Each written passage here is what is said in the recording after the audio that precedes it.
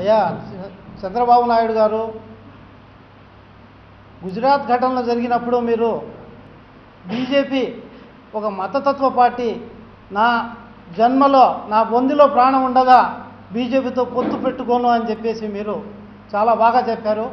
మీ మాటలు విని ఆ రోజు ముస్లిమ్స్ చాలామంది ఇంత సెక్యులర్ వాది మన భారతదేశంలో లేడు అని చాలా మిమ్మల్ని చాలా ప్రైజ్ చేశారు, అందరూ అభిమానించారు ముస్లిమ్స్ అందరూ. సెక్యులర్ వాది అంటే చంద్రబాబు నాయుడు గారే అని.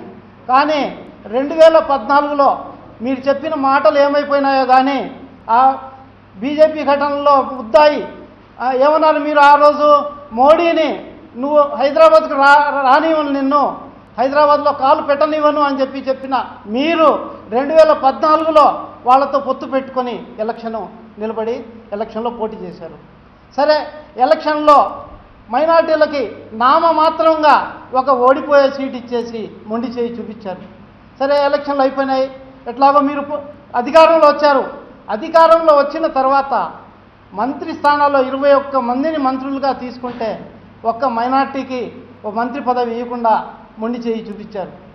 ఆ తర్వాత మళ్ళీ 3 సంవత్సరాల తర్వాత మంత్రివర్గ ఫైనల్ ఎక్స్పాన్షన్ చేసినప్పుడు 26 మందిలో మరి ఒక్కరిని కూడా ఇవ్వకుండా ముస్లిమ్స్ని అగౌరవపరచడం, వాళ్ళని ఏమైనా మీకు మంచి పద్ధతి, ఇదేనా సెక్యులర్ భావన అంటే అని చెప్పేసి మైనార్టీస్ అందరూ దేశంలో ఉన్న ప్రతి ఒక్కరూ మిమ్మల్ని అడుగుతున్నారు. దీనికి సమాధానం చెప్పండి. ఇదేనా మీ సెక్యులర్ ముసుగు?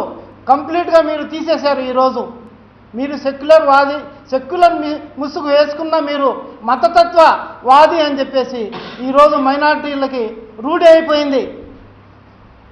యూపీలో బీజేపీకి చెందిన ముఖ్యమంత్రి మీ చిన్న తమ్ముడు యోగి ఆదిత్యనాథ్ మీకంటే 100 రెట్లు నయం.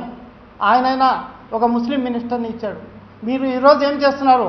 ముస్లింలకి సంబంధించిన వక్ఫ్, మైనార్టీ సంక్షేమం కూడా నాన్ మైనార్టీ మంత్రికి ఇస్తే ఇది కరెక్టా, ఇది భావ్యమా అని సెక్యులర్ వాదులకి అడుగుతున్నాం.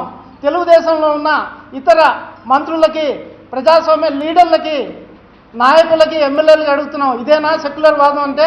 చెప్పండి. మీరు మా మైనార్టీకి సంబంధించిన శాఖలు కూడా మీరే చేస్తే మైనార్టీల పరిస్థితి ఏం కావాలని చెప్పేసి అడుగుతున్నాం వారిని. అదే ఈరోజు ఛాలెంజ్ చేస్తున్నాం మేము మైనార్టీలుగా. మైనార్టీ మంత్రిని నాన్ మైనార్టీకి ఇచ్చారు కదా, అలాగే దేవాదాయ ధర్మాదాయ సంఘం ఉంది, సంక్షేమ సంఘం ఇది ఉంది, మంత్రి పదవి ఉంది, దాన్ని ముస్లింలకు ఇచ్చే అవకాశం ఉందా? చెప్పండి. మీరు ఇస్తారా ఏమన్నా? ఆంధ్ర రాష్ట్రంలో ఉన్న దేవాదాయ ధర్మాదాయ శాఖ మంత్రిగా ఏదైనా ముస్లింనికి కానీ క్రైస్తవులకు కానీ ఇచ్చే అవకాశం ఉందా? అది లేనప్పుడు మైనార్టీకి సంబంధించిన మంత్రిత్వ శాఖలను కూడా మీరు నాన్ మైనార్టీకి ఇవ్వడం ఏ విధంగా భావ్యం అని చెప్పేసి అడుగుతున్నాను. ఈరోజు మీరు మైనార్టీస్ని కంప్లీట్గా మోసగించారు, వాళ్ళ ఆత్మగౌరవాన్ని కించపరిచారు. ఇది కరెక్ట్ కాదు, భావ్యం కాదు.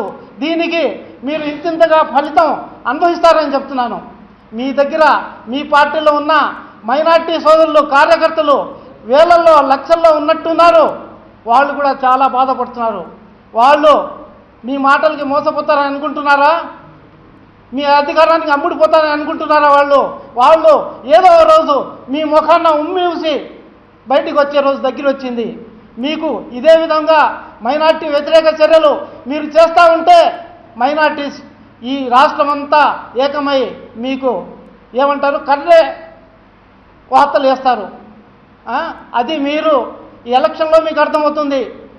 మిమ్మల్ని ఓటు అనే దీంతో తరిమి మైనార్టీస్ కొడతారని చెప్పేసి మేము ఈరోజు మీకు తెలియపరుస్తున్నాము. ఈ మైనార్టీ వ్యతిరేక చర్యలను ఆపుకొని ఇకనైనా మీరు బుద్ధి తెచ్చుకొని లెంపలు వేసుకొని మైనార్టీకి ఒక మంత్రిత్వ శాఖ కనీసం ఒక మంత్రిగా అయినా ఇవ్వకపోతే దీనికి మీరు చాలా దారుణమైన ఫలితాలు అనుభవిస్తారని చెప్పేసి తెలియజేస్తున్నాం. ఎమ్మెల్సీగా ఉండాల్సిన అవసరం లేదు. ఎవరు విద్యావంతులో వాళ్ళకి ఇచ్చి, తెలుగుదేశం కూడా మహామహులు ఉన్నారు. ఖలీల్ బాషా ఎక్స్ మినిస్టర్ కడపలో ఉన్నారు. ఫారూక్ గారు కర్నూలులో ఉన్నారు, ఆయన మినిస్టర్గా పనిచేసిన అనుభవం ఉంది. అబ్దుల్ గనీ అని తెలుగుదేశం మోసపిచ్చిన ఎమ్మెల్యేగా పోయినసారి గెలిచి ఈసారి సీట్ ఇవ్వకుండా పక్కన పెట్టిన వ్యక్తి ఉన్నాడు. షరీఫ్ గారు ఉన్నారు ఎమ్మెల్సీగా, ఎవరికైనా ఇవ్వచ్చు.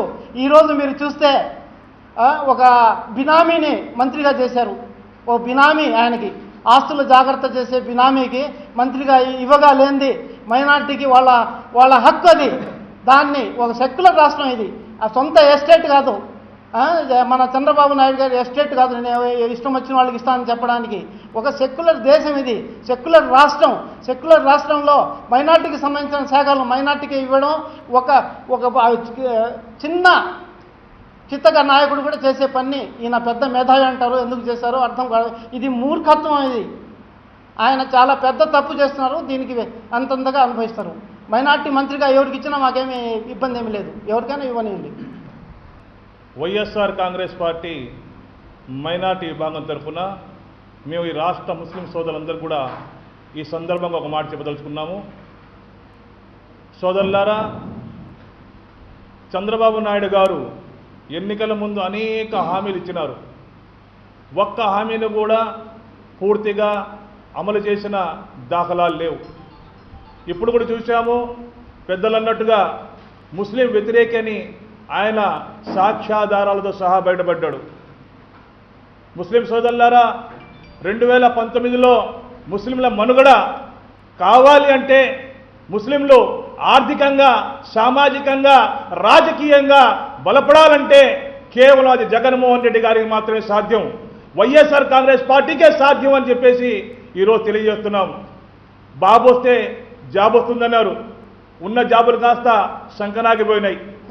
బాబు వస్తే రుణమాఫీ అన్నారు, బాబు వస్తే అవి అన్నారు, ఇవి అన్నారు, కానీ ఒక్కడు కూడా పూర్తి చేసినటువంటి దాఖలాలు లేవు. నేను ఈ సందర్భంగా ఒక్కడే చెప్తున్నాను, అయ్యా నిన్న మొన్నటి దాకా మీరు ఒక ముసుగు తగిలించుకున్నారు, నేను ముస్లింల పక్షపాతిని చెప్పేసి. కానీ ఈరోజు మీ నిజస్వరూపం అనేది ఏందనేది ఈరోజు స్పష్టంగా ఈ రాష్ట్ర ప్రజలకే కాదు, ఈ దేశ ప్రజలకందరూ కూడా ఈరోజు బహిర్గతమైంది. కేవలం మోడీ గారి, వెంకయ్య నాయుడు గారి మీరు మెప్పు పొందడం కోసం ఈరోజు ముస్లింలకు అన్యాయం చేశారు. మాకు ఎవరైనా పర్వాలేదు, ముస్లిం మైనార్టీ శాఖకి ఒక మైనార్టీ ముస్లిం ఒక మంత్రిగా రావాలి. ఎందుకంటే మా సమస్యలు, మా సాధక బాధకాలు అన్నీ ఒక ముస్లింకే తెలుస్తాయి. కాబట్టి మీ సందర్భంగా మీది ఎవరికైనా ఇవ్వండి, కానీ ఆ మైనార్టీ శాఖను మాత్రం ముస్లింలకే ఇవ్వని చెప్పి ఒకసారి మేము డిమాండ్ చేస్తున్నాం వైఎస్ఆర్ కాంగ్రెస్ పార్టీ తరఫున. అలాగే 2019 దాకా మీ ఆటలు, 2019లో ఖచ్చితంగా ప్రజలు గమనిస్తూ ఉన్నారు. ముఖ్యంగా జరిగిన అసెంబ్లీ సెషన్ చూస్తున్నారు. అగ్రిగోల్డ్ బాధితుల కోసం జగన్మోహన్ రెడ్డి గారు ఒక వాదిస్తూ ఉంటే, తన బాధలు చెప్పుకుంటూ ఉంటే, మీరు ఎప్పుడో జరిగిన ఒక మహిళా సదస్సును తెరమని తీసుకొస్తారు. లేనిపోని సమయాన్ని మీరు, సభా సమయాన్ని మీరు నాశనం చేస్తూ, ఈ విధంగా ప్రజల సమయాన్ని, ప్రజల ధనాన్ని మీరు నిర్వీర్యం చేస్తూ ఈరోజు మీ విధంగా ఏ విధంగా పాలన ఉందో యావత్ రాష్ట్ర ప్రజలు మీరు చూస్తున్నారు. కాబట్టి మీకు ఈ రాష్ట్ర ప్రజలు బుద్ధి చెప్పే రోజులు దగ్గరలో ఉన్నాయి. 2019లో జగన్మోహన్ రెడ్డి గారు సీఎం అవడం తథ్యం. వైఎస్ఆర్ కాంగ్రెస్ పార్టీ ముస్లింలకు, ఎస్సీ ఎస్టీ సామాజిక వర్గాలకు అందరూ కూడా న్యాయం చేసే పార్టీ ఒక వైఎస్ఆర్ కాంగ్రెస్ పార్టీ అని చెప్పి ఈ సభాముఖం తెలియజేస్తూ, ఇక్కడికి వచ్చినటువంటి పెద్దలందరూ కూడా మనస్ఫూర్తిగా ధన్యవాదాలు తెలియజేస్తూ